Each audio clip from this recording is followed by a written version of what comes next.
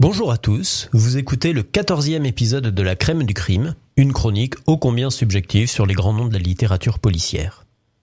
Aujourd'hui, je vais vous parler de Tim Dorsey. Tim Dorsey, c'est un auteur états-unien.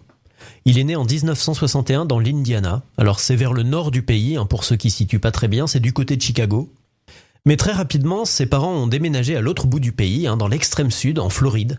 Et c'est là qu'il a passé quasiment toute son existence. Et c'est important, je le précise, parce que la Floride, c'est le lieu où se déroulent tous ses romans.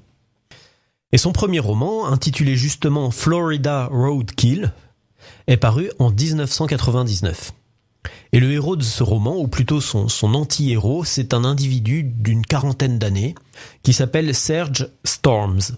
Et ce personnage, il va apparaître dans tous les romans de Tim Dorsey à une ou deux exceptions près.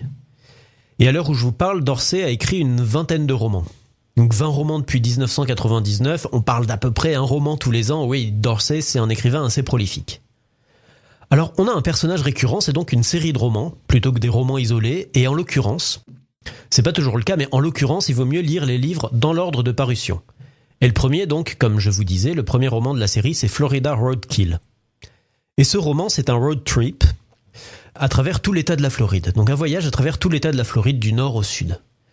Et c'est un roman, comme toute la série d'ailleurs, qui est assez déjanté avec beaucoup d'énergie, beaucoup de démesure, beaucoup de cynisme aussi, des situations loufoques et des personnages vraiment hors du commun, à commencer donc par le héros, l'anti-héros, le fameux Serge.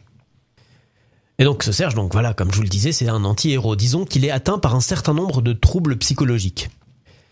Il a des médicaments à prendre pour contrer ces troubles psychologiques, des médicaments efficaces, mais il aime pas trop les prendre. Il aime pas trop les prendre à cause des effets secondaires. Alors, régulièrement, il oublie.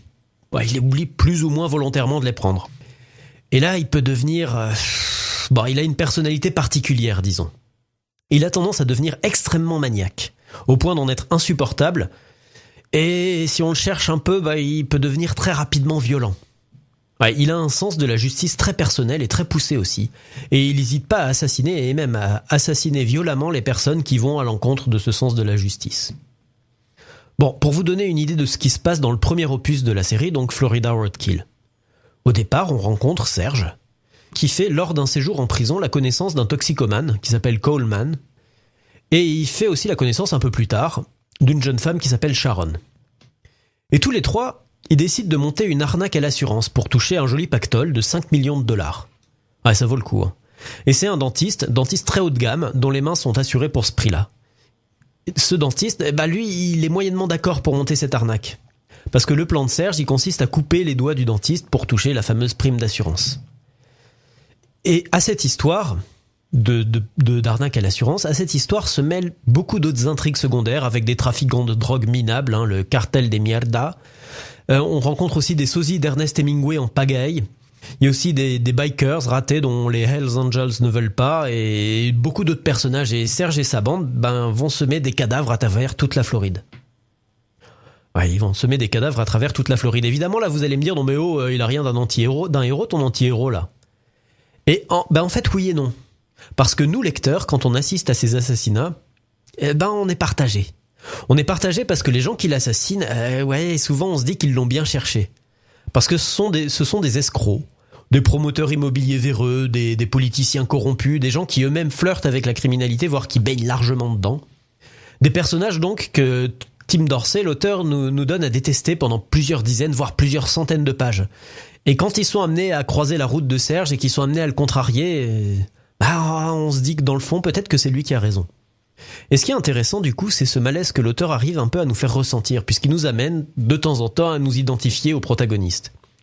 Et puis pour renforcer un peu le malaise, l'auteur arrive à nous faire rire quand Serge exécute même avec violence ses victimes. Parce que les situations sont tellement burlesques, tellement improbables, et les histoires et les intrigues secondaires sont tellement loufoques qu'on n'arrive de toute façon pas à prendre tout ça très au sérieux. Alors justement, les romans de Tim Dorsey, ce sont des romans souvent qui sont un peu difficiles à suivre. Ça commence déjà par un prologue qui fait plusieurs dizaines de pages, une quarantaine de pages dans le premier opus.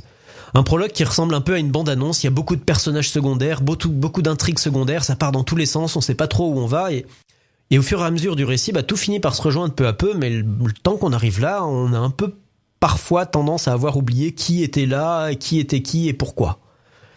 Voilà, il faut le savoir, si vous aimez les intrigues simples, linéaires, avec très peu de personnages, où on va tout de suite où on va, les histoires écrites par Dorsey vont vous donner du fil à retordre, faut bien le reconnaître. Et à mon avis, c'est pas non plus le genre de roman qu'on peut se permettre de lire tranquillement, vous savez, une page par-ci, un chapitre par-là, pendant des semaines et des semaines. Non, c'est le genre d'histoire qui doit se lire d'une traite, disons en quelques jours. Parce que sinon, on a encore plus vite fait de perdre le fil. Et je sais qu'il y a pas mal de lecteurs de Dorsey qui lui reprochent ce côté un peu fouillis et d'avoir l'impression que l'auteur ne sait pas trop où il va, alors qu'en fait, une fois qu'on arrive au bout du roman, on voit très bien que tout est maîtrisé, tout est à sa place, tous les morceaux finissent par s'emboîter parfaitement, et cette impression de fouiller n'était que ça, justement, une impression. Et puis au final, honnêtement, on s'en fiche un peu. Dans ce genre de roman, l'intrigue n'a pas vraiment une importance capitale. Il faut se laisser aller, se laisser emporter par le courant, suivre le flux, et pas forcément chercher à tout comprendre et à tout remettre dans l'ordre en permanence. Voilà, donc vous voilà prévenu si vous vous êtes intéressé par les œuvres de Dorsey. Alors, autre chose en ce qui concerne l'auteur. En bon habitant des États-Unis, c'est quelqu'un qui a compris l'importance du merchandising. Si vous allez sur son site web, timdorsey.com, tout simplement, vous trouverez tout un tas d'articles en vente. Au-delà des romans en eux-mêmes, que vous pourriez trouver chez n'importe quel libraire, vous pouvez également acquérir tout un tas de goodies, entre guillemets. Vous trouverez les romans de l'auteur, évidemment, mais en version dédicacée. Alors là, c'est un peu plus cher, bien entendu. Voire carrément des anciennes éditions épuisées et introuvables de ses premiers romans. Ce sont des exemplaires d'occasion que l'auteur a achetés dans des brocantes et des marchés aux puces, qui sont vendus dédicacés, mais à prix d'or. On trouve également d'autres produits, des t-shirts, des casquettes. Oui, la même casquette que celle que le héros portait au cours d'un de ses périples. Mais on trouve aussi des livres de photographie. Vous savez, ces livres qui nous présentent les lieux les plus pittoresques d'une région, sauf que là, on voit tous les lieux que le personnage a visités au cours de ses aventures. Voilà, donc les inconditionnels de l'auteur peuvent acheter tout un tas de produits dérivés directement auprès de l'auteur. Et sinon, pour ceux qui veulent juste lire les livres de Tim Dorsey, en français qui plus est, sachez que les premiers de ses romans ont été traduits et publiés dans la collection Rivage Noir, à commencer évidemment par le tout premier Florida Roadkill, qui a été publié et traduit sous ce titre original. Et l'éditeur traduit de temps en temps de nouveaux romans, et je crois qu'il y en a une petite dizaine qui ont été traduits actuellement, mais donc nous, francophones, on a quand même beaucoup d'histoires de retard par rapport à ceux qui peuvent lire Dorsey in English in the text. Voilà, c'était la crème du crime, merci d'avoir écouté cette chronique, c'était la dernière de la saison, on se retrouve à la rentrée, mais d'ici là, bonne lecture, portez-vous bien, et si vous avez des vacances, surtout profitez-en.